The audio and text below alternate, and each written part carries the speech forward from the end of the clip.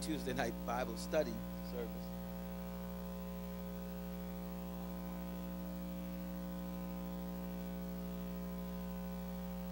And I'm going to take some time tonight and go back to the book of Acts.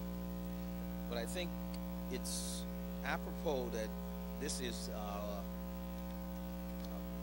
Missions Month. We're heading right into missions conference this weekend.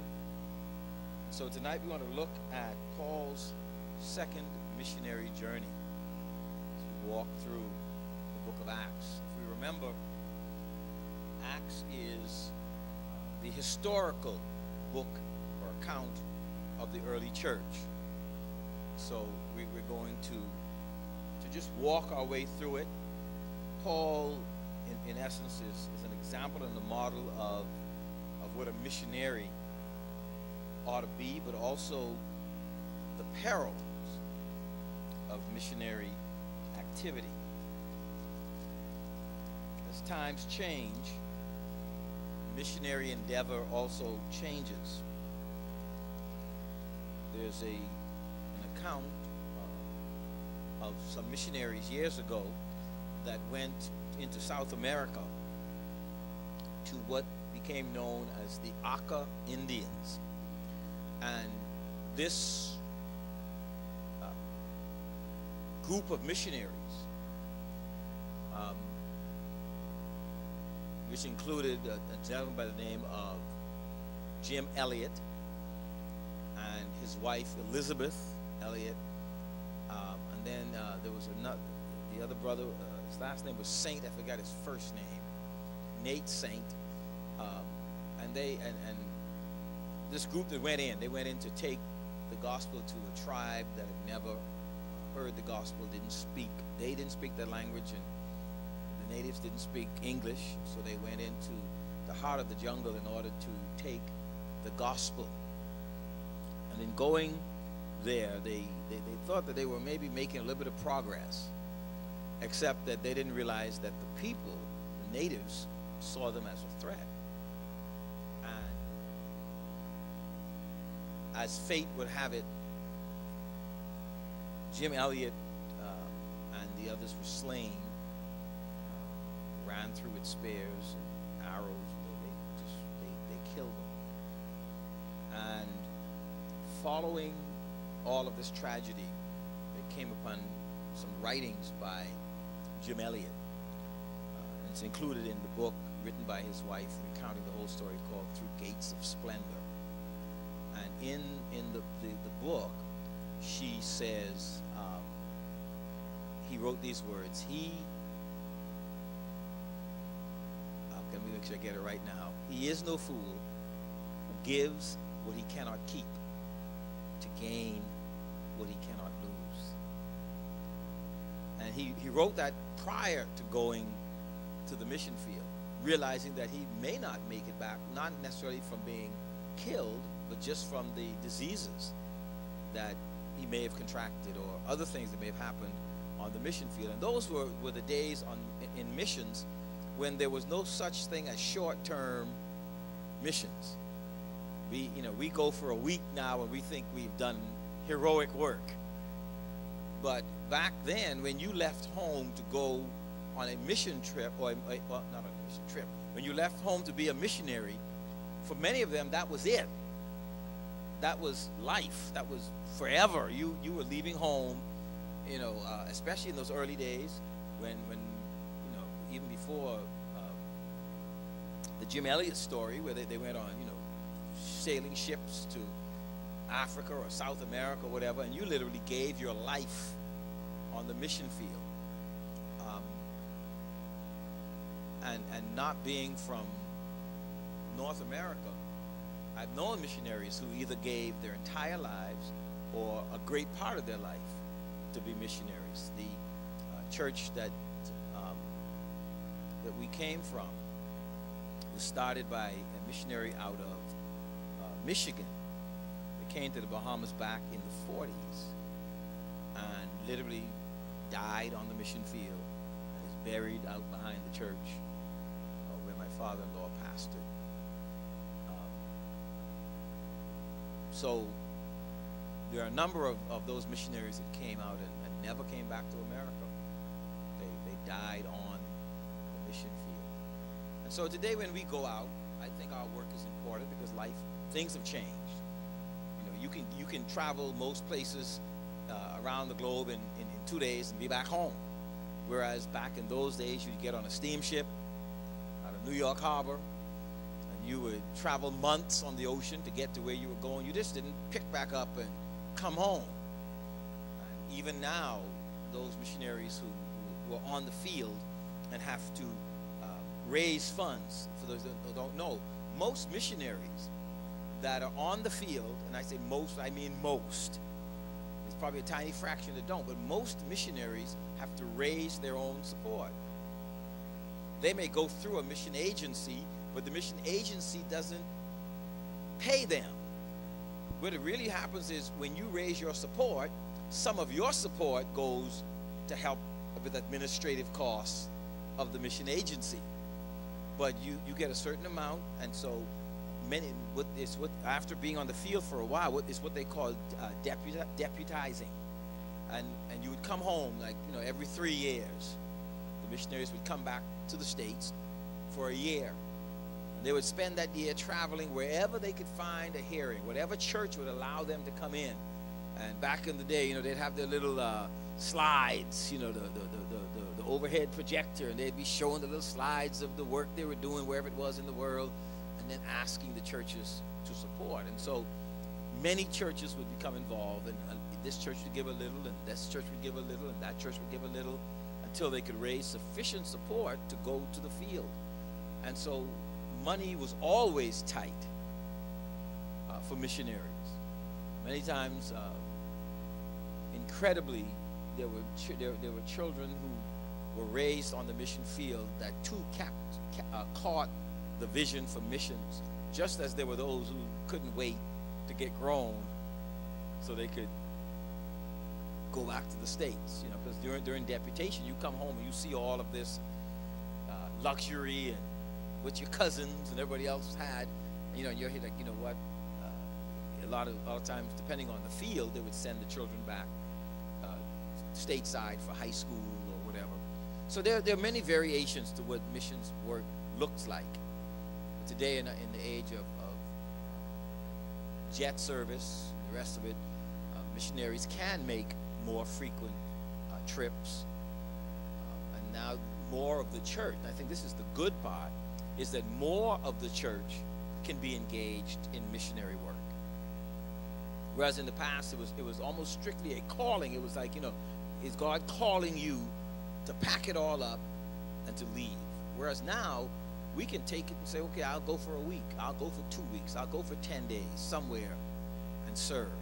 And so the opportunities are greater for Christians to do missionary work, particularly those that want to go abroad. But there's also work to be done right here in country.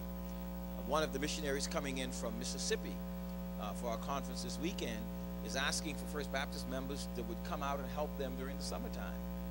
And so there's always work to be done in terms of mission work.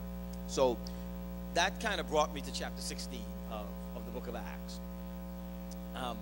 And in this book, we trace Paul's route, he and Silas, on their missionary journey. And we're going to consider whether the Spirit led Paul through the impressions or some other less subjective way, to study carefully the conversion of Lydia and the Philippian jailer. But just to walk through this, can you take me back to that slide with the picture, please, the map? Can you find the map one for me, please? I know it's two different. I know. I'll talk till you get there, because I went through this process thinking I had merged the two, and I didn't, but that's okay. With this chapter, we find Paul on his second missionary journey, which began in chapter 15 and in verse 40, which says, "But Paul chose Silas and left, commended by the brothers to the grace of the Lord. He went through Syria and Cilicia, strengthening the churches. Now, if you look up there, I hope you can see it better up there on the bigger screen. But Silas, passengers of Syria and Cilicia. Now, you see Syria would be over here on the right-hand side. See Syria? And Syria there is the same Syria today. Same Syria. Then you have Antioch going up there around the curve. Tarsus. That's tracing his journey as he was going about taking the gospel. And we need, and if we recognize that, just like the Eliots and those went to South America to these people who had never heard, these people had never heard the gospel of Jesus Christ either. And Paul took off there. And then he ended up in Derbe. And I'm giving this so you can see it. Now, the blue is obviously the water. The white is land. We heard of Troas, right? We heard of these different places. Iconium, Lystra, Derbe. One of the things that you'll notice too is as you travel America, and some places in Europe as well, you'll find places that are named after places in Scripture. As they developed and discovered these new lands and new places, their reference point was back to the Bible, and so they would go ahead and name a place after a biblical reference. So you can have, there's Antiochs all over America. Okay, and so Paul enlisted a young man in Derbe named Timothy. Timothy would become a lifelong fellow worker in the kingdom. Paul was always about developing people. And I think if we're going to be faithful servants of Christ, part of our responsibility is to nurture and develop other people.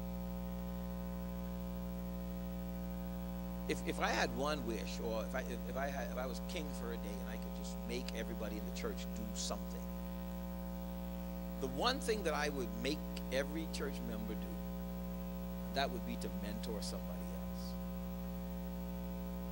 You know, when Paul says, the same which thou hast heard of me, the things that thou hast heard of me, the same commit to faithful men who will be able to teach others also. The man is generic. It's a generic mankind.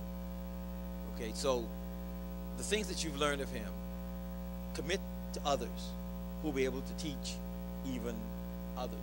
And it's how the Christian faith progresses. Because it's one thing to come, to listen, to take in. But is there anybody that we are seeking to pour our lives into? You know, I spoke at a conference a couple of weeks ago down in South Florida. And I had 2 sessions. And after the first session, this gentleman came up to me and he said, and he asked me this question. And at first it kind of took me, sometimes you don't know where people are going with a certain question. And he says, are you mentoring anybody? So my initial reaction was, what a bold question. And so I'm trying to think in my mind, you know, how do I answer? What do I tell him? And then so I said, so yes, but why do you ask? And he said, well, I want you to mentor me. I want you to mentor me, if you don't mind. I was like, well, okay, let's talk. Let's talk and find out exactly what it is that you would like to have happen in your life. But all of us from time to time need somebody. We should always have someone that we look up to, but also someone who looks up to us. One of the tragic things I found in churches, and I want to say this carefully, and I've heard it too many times, where people say something like, I don't know who to go to if I have a problem. Now, the church is filled with people. And they say, I don't know who to go to. Now, they could be a little bit cynical. You know, they could have their own personal issues. But I've also had people have come to me and say, Pastor, do you know somebody that I can talk to? Especially females. Because, you know, I try to keep those meetings brief. And and hand off, let me find somebody you can really talk to. And it would be wonderful to have a list of godly people that you can refer others to, both male and female. And how do we conduct ourselves? Is it where we are seeking out people that we can minister to? Because everybody has somebody to look up to. You say, well, I don't know the Bible. You don't really need to be a scholar in the Bible. Are you living a life that's representative of the Lord Jesus Christ? And if you're living that kind of life, then you have something to share with somebody. And being a mentor doesn't mean you're always preaching at them. It just means they're living and observing. When I got out of Bible college, I had my degree, and I went home and thought I was all of that and a pack of crackers, But I remember going to a Bible study in a home. It was a friend of my, the guy that was the best, that eventually became the best man at my wedding, my buddy. And he told me about this Bible study that they were having. And they would move from house sometimes, and it'd be a couple of weeks or months at one house, and then maybe those people got tired of you, so they moved it to another place. But it was being taught by one of the most prominent preachers in the country. And so I said, yeah, I'll go. And so I began to attend the Bible studies. And I remember one night sitting in the Bible study, and I was still trying to get my feet under me, just getting back home. I didn't even have, I was teaching at the time at a elementary school, but I was looking, to do other things in ministry. And the one night, as he was teaching, as the Bible teacher was teaching, just like the Holy Spirit said, go ask him if you can work with him. He mentored you. And so, sure enough, I told him I needed to see him. And he said, yeah, come by my office, tomorrow, whenever it was.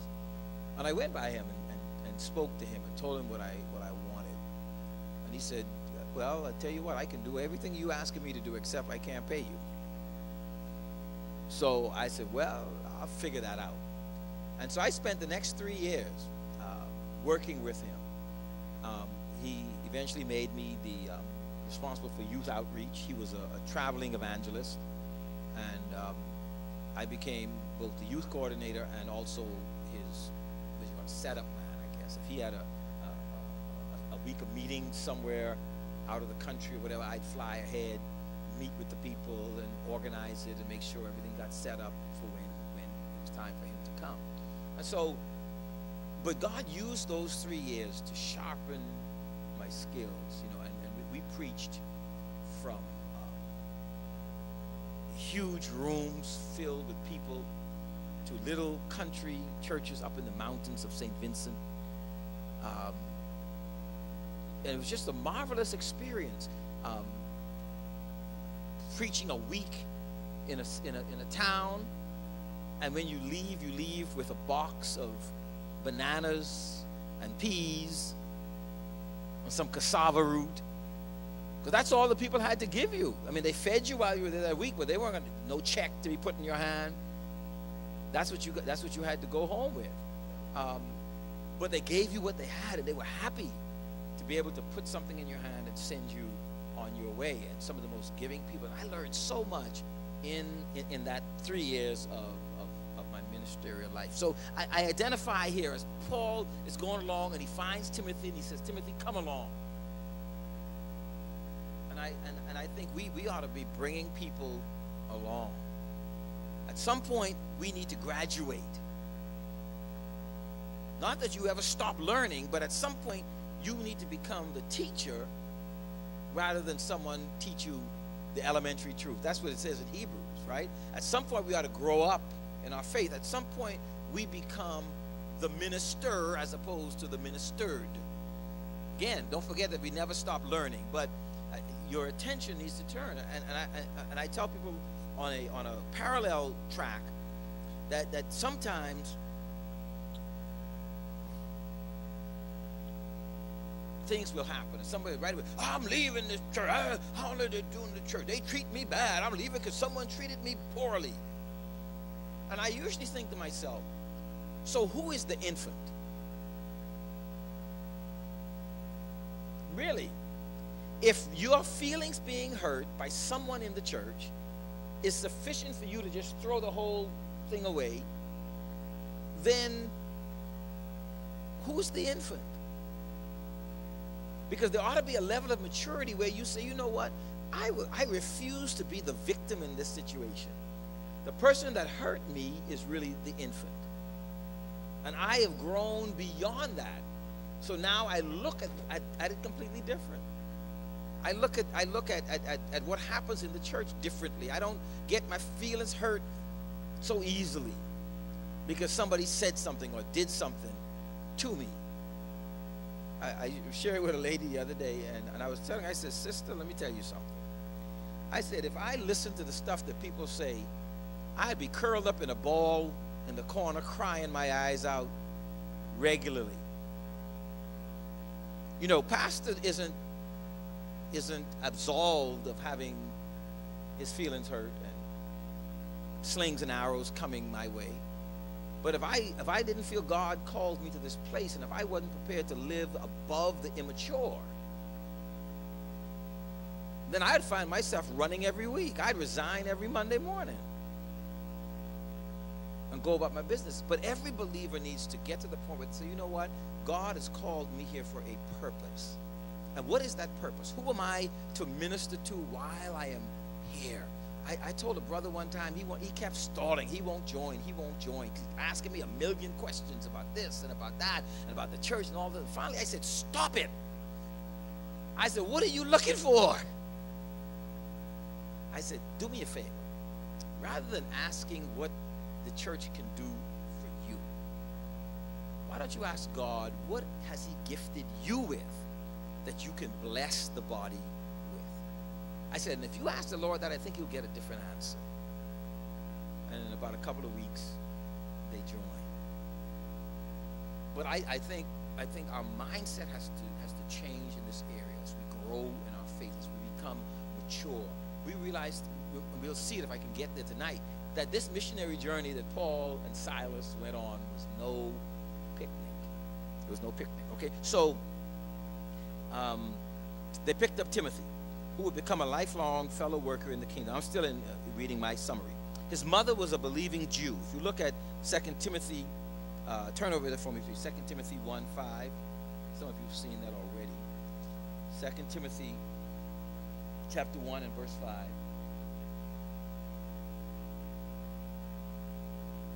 Paul is writing, well, let me read from verse 3. Paul says, I thank God whom I serve as my forefathers did, with a clear conscience.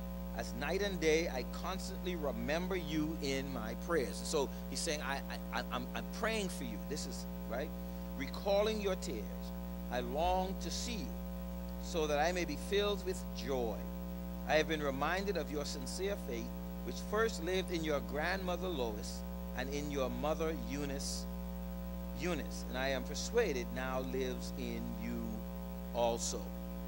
And so his mother was a believing Jew, and his father was Greek. And so with many Jews in the region, Paul had Timothy circumcised.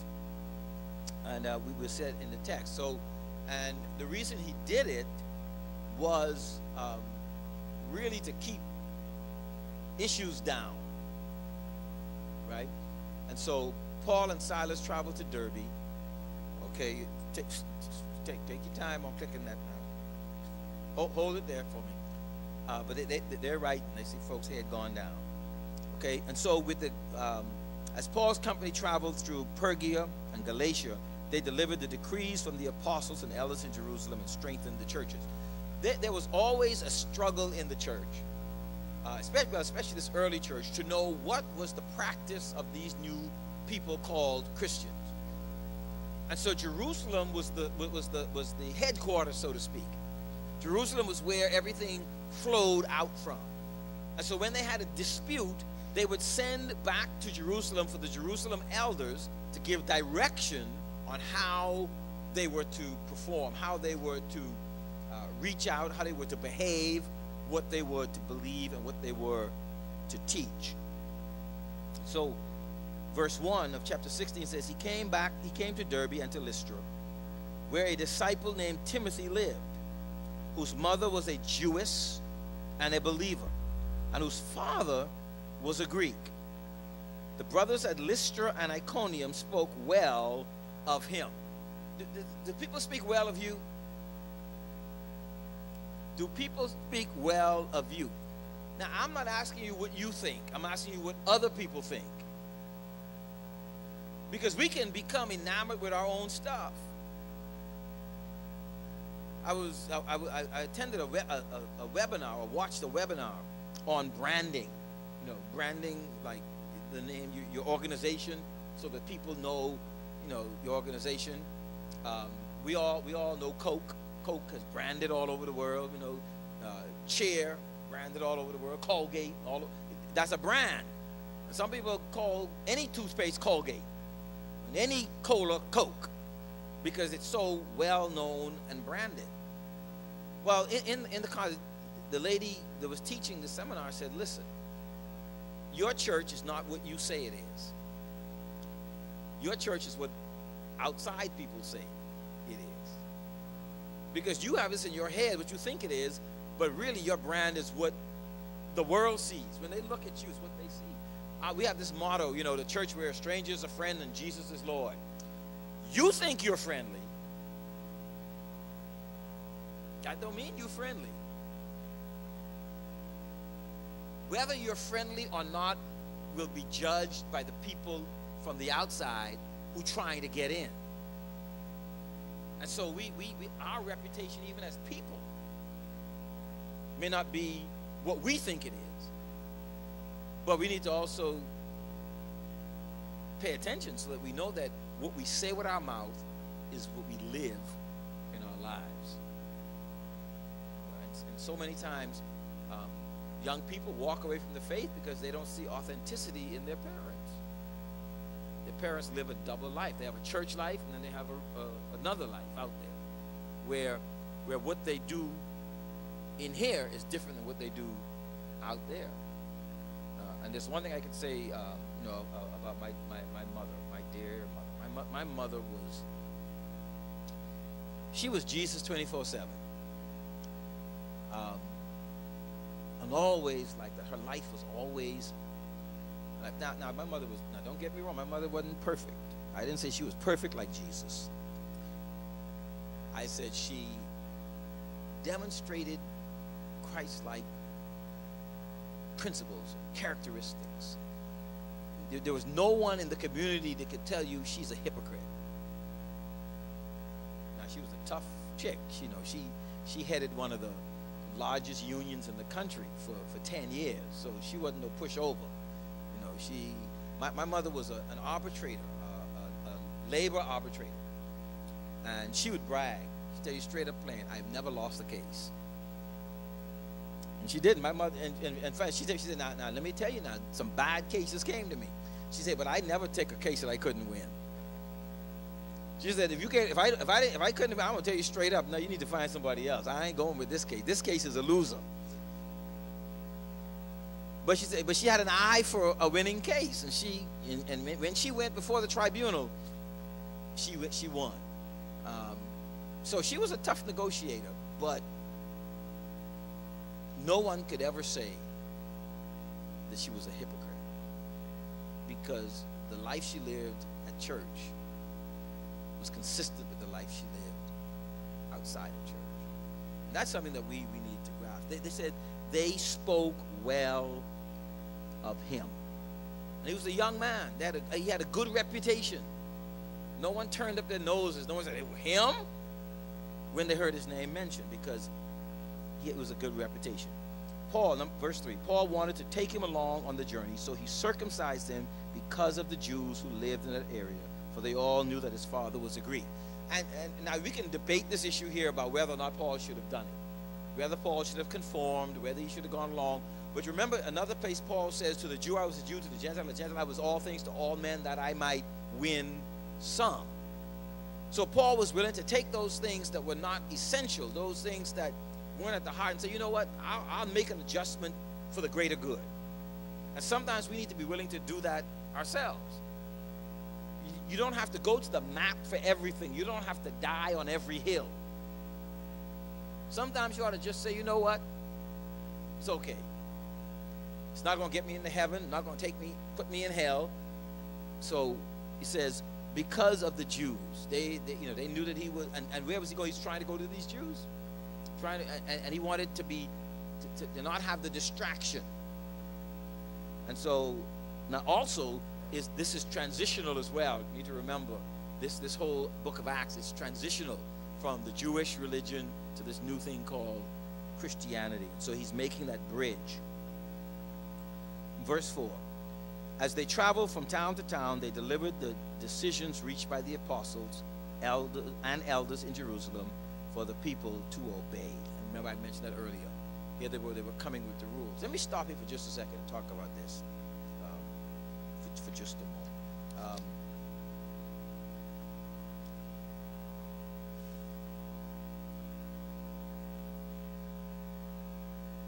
The cultures are different, even though human nature is the same. The New Testament believers lived in a culture that was more accustomed to obeying leadership.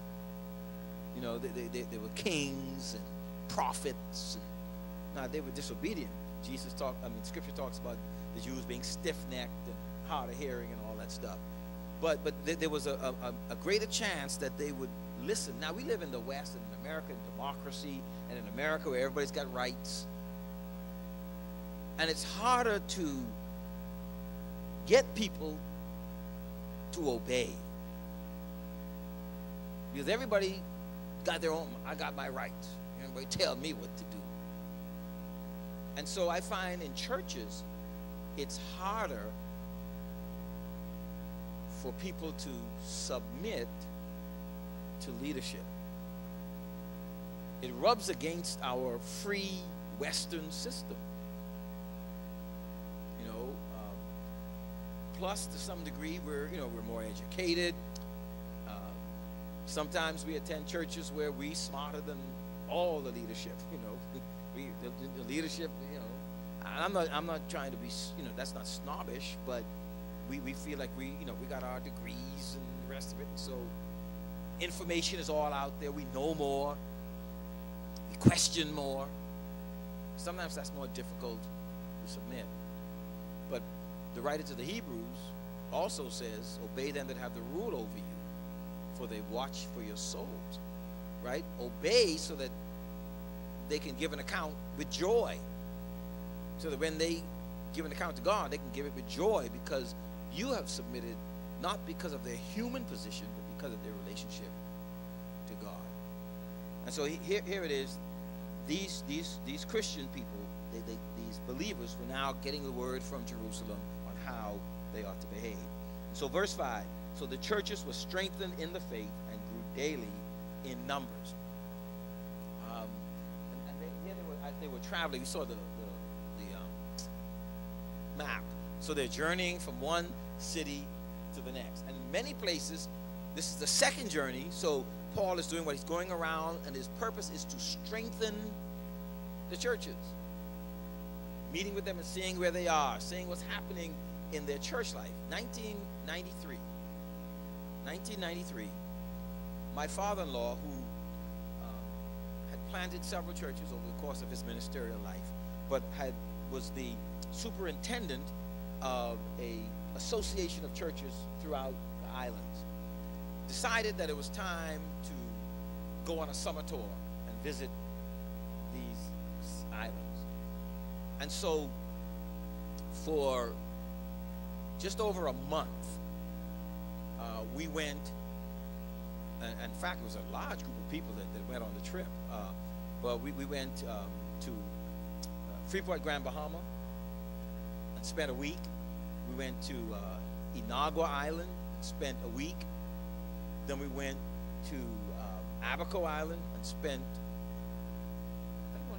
or maybe a little bit more, because there were two cities in that island that we to, and then spent another week in Nassau at a church. And we took a whole entourage. And so what we did was every place we went in order to strengthen the churches and to provide them with help. So we went in and we did vacation Bible schools during the day in all of the places we went. And then at night, we had gospel services, revivals. And we spent that whole time. And so we carried a whole kit and caboodle, man. We carried cooks and everything with it. Everybody went along on this trip. And I can't remember the exact numbers, but we probably had close to about 20 people that were traveling. Now, some people made 1 or 2 trips and then they had to go back to work. And those of us who could spent the entire summer traveling. And to this day, we have videotapes of those journey. But I feel Paul here. The churches were already established. He's going on this missionary journey, and now he says, let's go back and revisit these churches, see how they're doing, see how they're coming along, and help them to be encouraged in the Lord. And you need to remember now, they couldn't pick up the phone and ask. A letter took forever. And so the going around took time as they went and visited all of these churches. And so they were well spoken. So let's go on to B. Oh, you ready down to C? Okay. You all already feel it. So let's go to the Macedonian call. The Macedonian call. Some of you all have heard about the Macedonian call, right? 6 through 10. Paul and his companions traveled throughout the regions of Phrygia and Galatia, having been kept by the Holy Spirit from preaching the word in the province of Asia. When they came to the border of Mysia, they tried to enter Bithynia, but the Spirit of Jesus would not allow them to. So they passed by Mysia and went down to Troas. During the night, Paul had a vision of a man of Macedonia standing and begging him, "Come over to Macedonia and help us." After Paul had seen the vision, he got ready at once to leave for Macedonia, concluding that God had called us to preach the gospel to them. Okay, and so here we have the Macedonia call. Passing through Phrygia and Galatia, the Spirit forbids them from preaching in area. Now this is so peculiar, right? Okay, I think you go back up, directed by the Spirit, please. There you go. Thank you. Hold right there for me. Why do you think God would tell them not to go preach somewhere?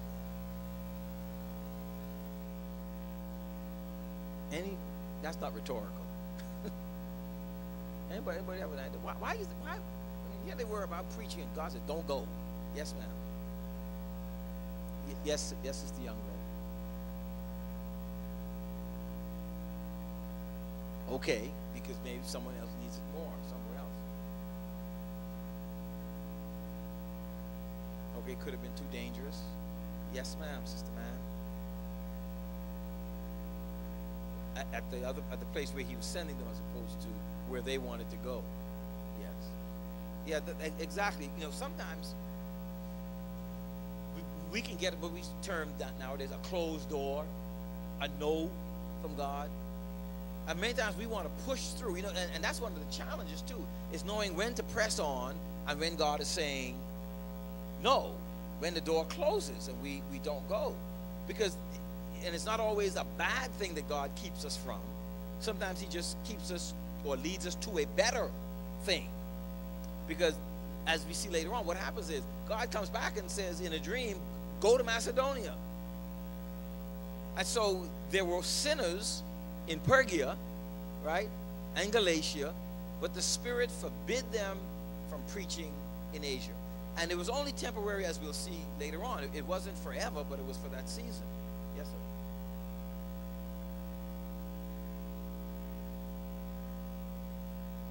Yes. Yes. Right. Yeah. And he tills the soil, and God gets it ready. And if you've witnessed the people just on a one-to-one basis, sometimes you talk to somebody and they're not ready. Sometimes you talk to someone else and they've been waiting for somebody to approach them with the gospel, approach them with Christ. They're just ready. And then sometimes you go somewhere and they're just, Yes, ma'am.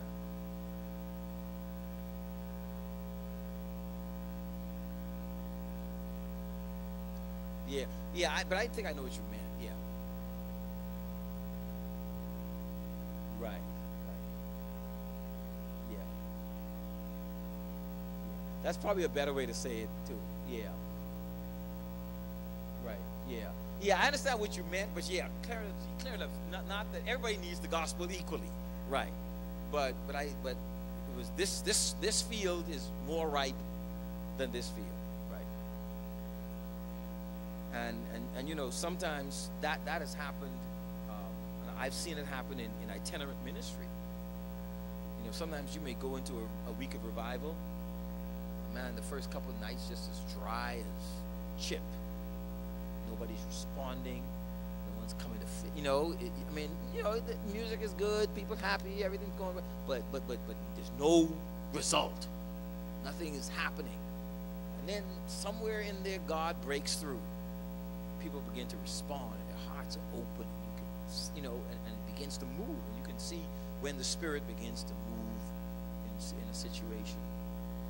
And all of us go through droughts. We go through droughts in our church. Sometimes we go through seasons. And if you paid attention, it's been seasons. There's seasons when people are coming every week. Then there's seasons when no one's coming. And we have to also remember too, though, not to get so overly worked up over the dry season, because God is working even in the dry season. And another danger of getting really, really worked up over the dry season is you begin to believe that you have something to do with the wet season, right? Isn't that right? Oh, people are coming. Oh, we doing good, man. I'm preaching. Oh, yeah, I'm on fire. People are coming. Look at me. And then in dry season, oh, I must have to press hard. I gotta whatever. Huh? Yeah, it must be the music. Yeah, losing my mojo, Reverend. Yes. Absolutely.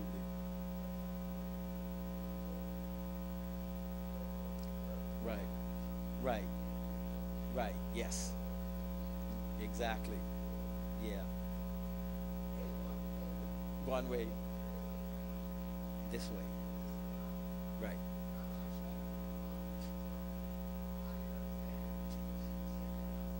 Right. Yes. Yes. That's it. Nowadays we go to debate. No, ain't no debate. I just said so. Yeah, I said so. Why? Because I said so. Can't we go to Pergia? No. We can't go to Galatia? No. Why can't we? No. And then God comes along and God says, I'm going to visit you in your dream. I'm going to visit you in your dream. He goes to sleep when he sees the man saying, come, help us.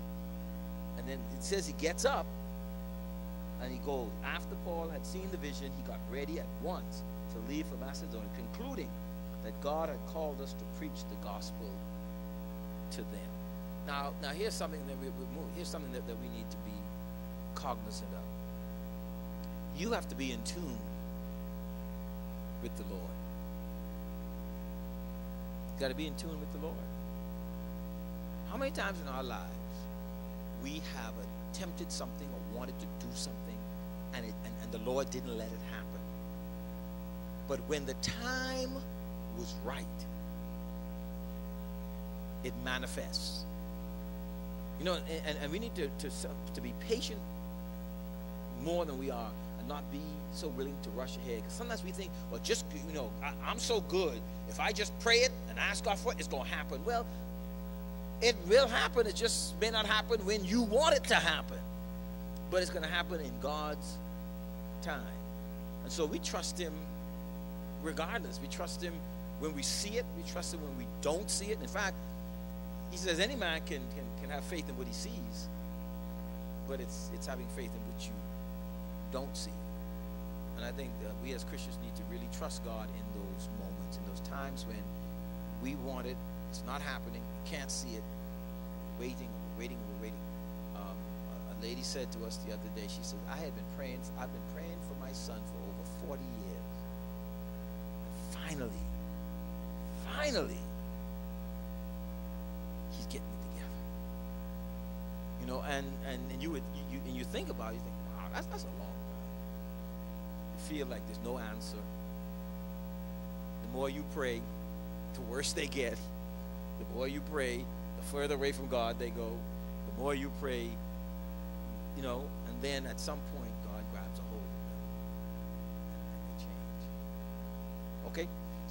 Any input before we? So the call by a vision, 9 and 10. He says, Paul has a vision of a Macedonian man asking for help. Paul and his companions conclude God wants them to go to Macedonia. That's number 2. And then you can come up with the last one.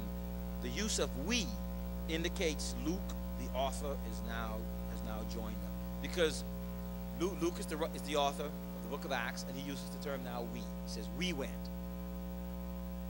So Luke is not just writing what he heard, but he's writing about what he experienced. He was a part of this missionary journey.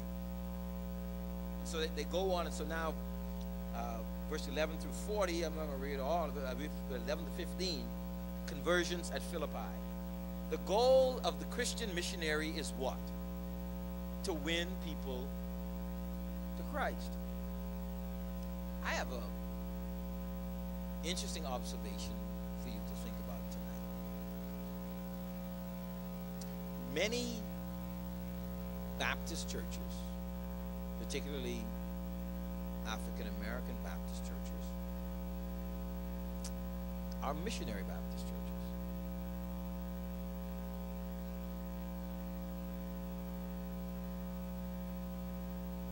I think the Purified could help me with this.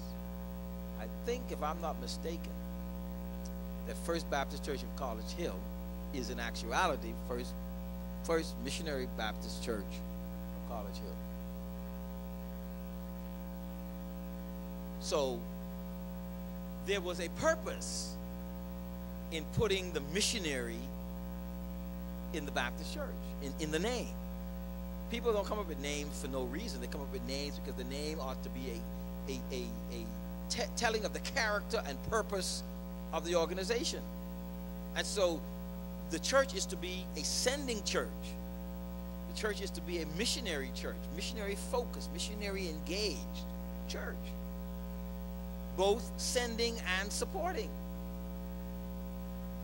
And so we need to come back to that and remember that we are on a mission for God. And so First Baptist is a missionary church. And so that's what they went out to. They went out to convert. From Troas, by the way of Samothrace and Neapolis, Paul's company arrived at Philippi of Macedonia, which was a Roman colony. And on the Sabbath day, this is, hit it for me, hit A, there you go, thank you. On the Sabbath, they meet with women gathered by the river to pray, and Paul speaks. Now you need to remember something else here.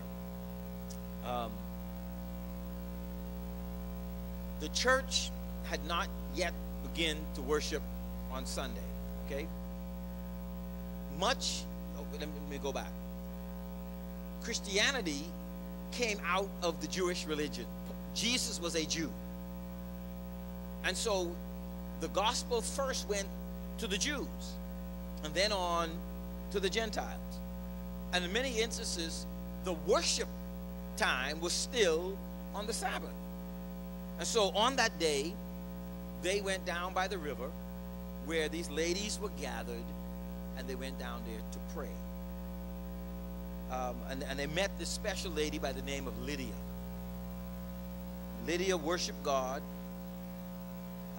Who worshiped God listens, and the Lord opens her heart to heed Paul. Now remember, these were devout people. If you remember now, these were devout religious people, and they were following in their Jewish tradition. So when Paul comes along, this was no short thrift.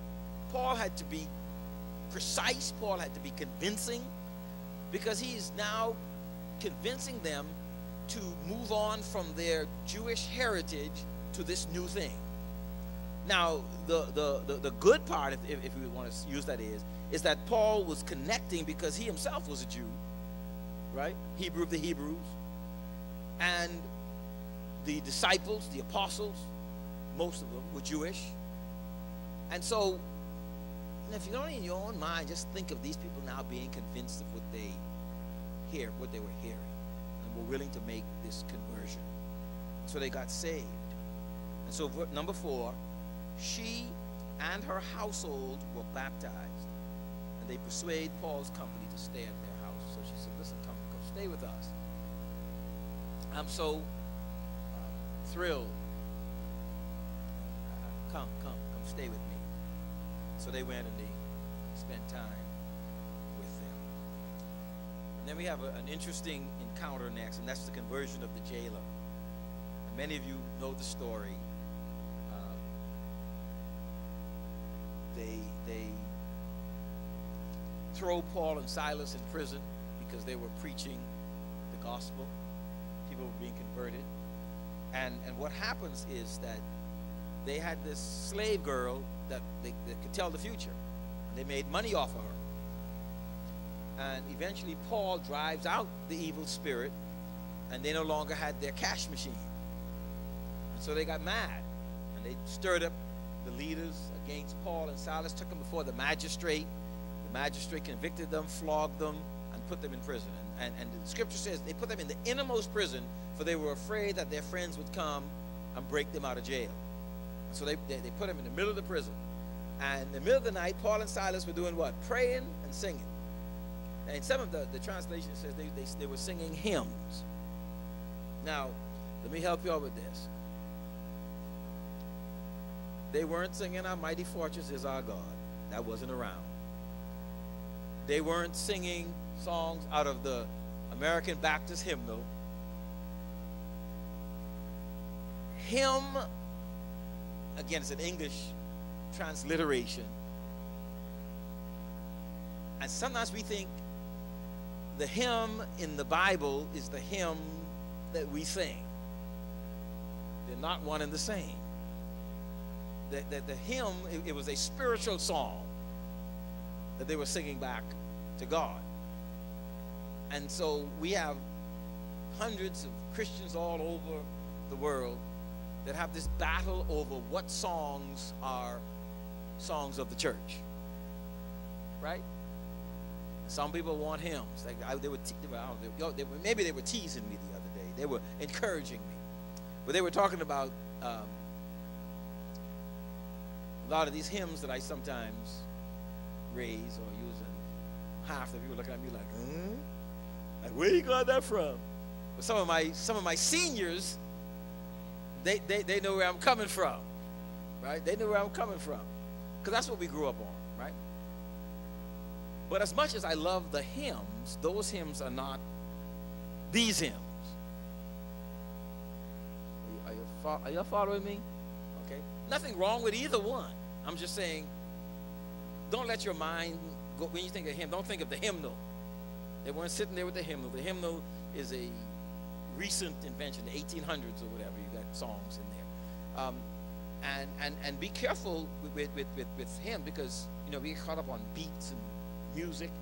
Do you realize that the song, "A Mighty Fortress is Our God"? You know that one? A mighty fortress is our God. Y'all know that? Y'all know that? A bulwark never failing. That tune, the melody, was an old Irish pub song.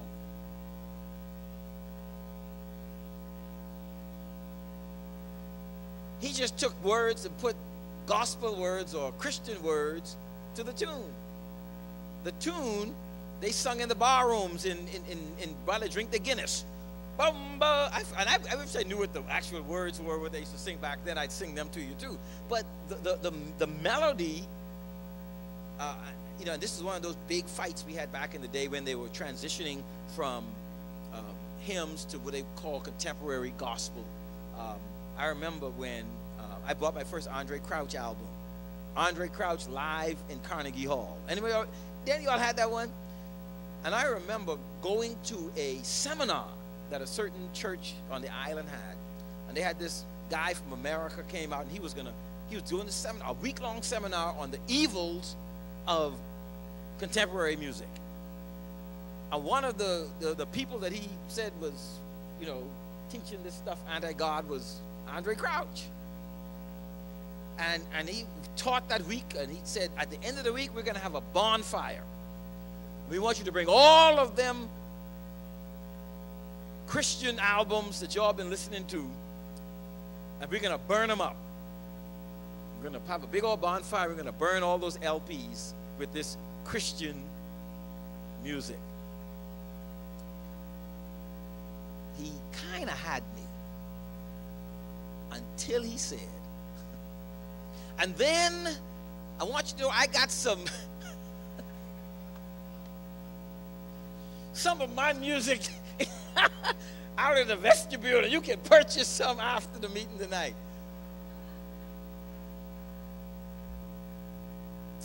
Nah, I don't think so. I don't think so. I had my Andre Crouch albums until they got damaged out in my mom's shed. Because after I left home, they put them out, then they got damaged. But you know, his thing was what he played was of God, and what Crouch played was of the devil.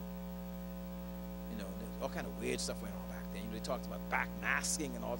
You ever heard of backmasking? Backmasking. Supposedly, if you played the album backwards, it would say satanic stuff. Did he call it something else? Yeah. And it was hysterical. I look back on it, I'm like, man. And then they had this thing about if you were a Christian musician, you couldn't play diminished chords because that was of the devil. And minor chords. Oh yeah, I mean, it was I'm like, man, the people were off their rocker with all this stuff that they were trying to bring in, and that you had to, you know, if you didn't play the organ, and you had anything more than a piano and organ, that was it. Couldn't have anything else. And anything else was, oh, drums. Oh, Lord. Drums was them African spirits. Them evil African spirits from the heart of Africa, and y'all trying to bring them things into the church. Boom, boom. Oh, no, you can't have that. Isn't it amazing the stuff that we throw around and we call it biblical? Yes, sister. Yes. And I ask myself the question, you know, because if you grow up on it, and usually people won't teach you that unless they have some, what they believe is cogent rationale for coming to that place. And they'll string whatever verses they need together to arrive at their point. But if you step back and say, okay, undress the gospel from its cultural moorings. Okay? And take it back. Every culture ought to be able to express the Christian faith in that context. Are you following me? I was watching a videotape of Pastor Wilson Okotie, our missionary to Nigeria, on Facebook the other day. And the mild-mannered Wilson that we have here at First Baptist when he comes on missionary visits is not the Wilson I saw in the video. Right? Homeboy was getting it down. Homeboy, and he calls his wife, she's actually a real-life princess. Her daddy was a king. And that's how, it's a whole long story, but that's how come he's alive today. He went preaching the gospel. They caught him, tied him to a tree. They were going to kill him. But the king liked him, and the king stopped them from killing him. And ultimately, he married the king's daughter. But anyway, the princess and Pastor Wilson, man, they was getting down. They were getting down at the church service, right? But it transported me, and this even reinforced what I'm sharing with you, that it transported me more to understand the culture that hasn't fully left right?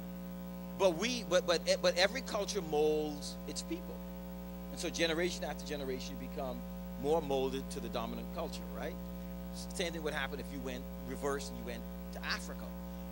In their ceremony, there's a whole lot more dancing and shouting, and and look at, they dance for everything. They dance for the offering, they dance for the prayer, they dance for the preach, they dance for everything. And so I was taken aback. I said, this is really interesting as I look at this. So I know I digressed off from that into this. But the point I wanted to make here, though, is that our culture has a great influence on how what music we think is valuable and unimportant. All those things. I remember when they came out with praise and worship, and particularly the dominant culture. People would say, yeah, they're singing them song one verse over and over and over again. Whereas hymns got 4 or 5 verses and they're all intricate and everything else. And they just sing them. But stop for a minute and think about the black church in America. Black church in America have been singing one line for 10 minutes since the church was. Don't we do it? Sometimes we sing one. We go through 2 lines and that's 2 lines for 10 minutes. Then we go to another 2 lines and sing them 2 lines for another 15 minutes, right? So we've been doing the repetition long time. The other folks just catching up.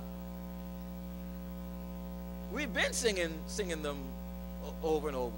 So again, we have to take and say, okay, wait a minute now. How we express our worship to God is not the essence of worshiping God. Because the Bible says what? You worship him in what? Spirit and in truth. The physical stuff enhances our worship, but it is not the centrality of our worship. In other words, our worship is not the physical expression. We get caught up. We think, well, she raised her hand and she didn't, so she's closer to God. No, in quietness and confidence is our strength. Some people can worship God just as emphatically and they feel it in quietness, whereas somebody else is more expressive. But you can shout and holler and be far from God, just as you can be quiet and be far from God, because to worship him is to worship him in spirit and in truth. And where you been hanging out, girl? Oh, no, let me get you started. We about to be done. You been tripping? Okay, you need to stop tripping.